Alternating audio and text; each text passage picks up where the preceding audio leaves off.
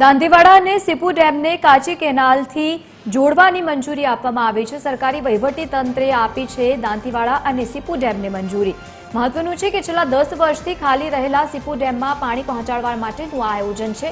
₹119 કરોડના ખર્ચે interlinking project દ્વારા સીપુ ડેમને હવે ભરવામાં આવશે। ધારાસભ્ય માવજીભાઈ દેસાઈની રજૂઆતને પગલે રાજ્ય સરકારનો આ મહત્વપૂર્ણ નિર્ણય સામે આવ્યો છે। ડીસા અને ધાનેરા તાલુકાના અનેક ગામડાઓને સિંચાઈનો સીધો જ ફાયદો થશે। પાણીના સ્તર ઊંચા આવતા સરહદી પંથકના ખેડૂતોમાં અત્યારે ખુશીનો માહોલ દેખાયો। વધુ માહિતી સાથે સંવાદદાતા વિક્રમ ઠાકોર જોડાયા છે। વિક્રમ, જે પ્રમાણે ધાનેરાના ધારાસભ્યે રજૂઆત કરી તેની અસર પણ દેખાઈ રહી છે। આવનારા સમયમાં ખેડૂતોને લાભ થશે।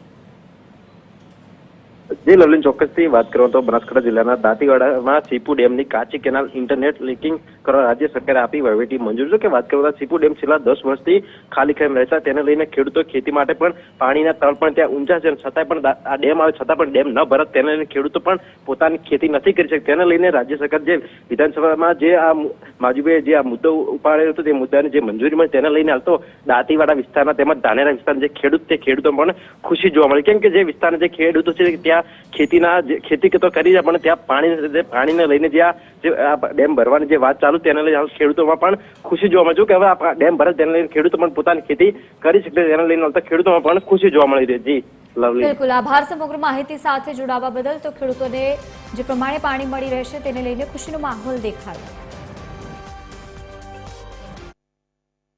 ડેમ અને સીપુ ડેમ ઇન્ટરલિંક પ્રોજેક્ટને વહીવટી મંજૂરી આપવાની પ્રક્રિયા માટે સભ્યશ્રી જે પૂછ્યું છે ત્યારે મને કહેતા આનંદ થાય છે કે આ કામની વહીવટી મંજૂરી માન્ય અધ્યક્ષશ્રી 10/3/26 રોજ આપી દેવામાં આવેલ છે।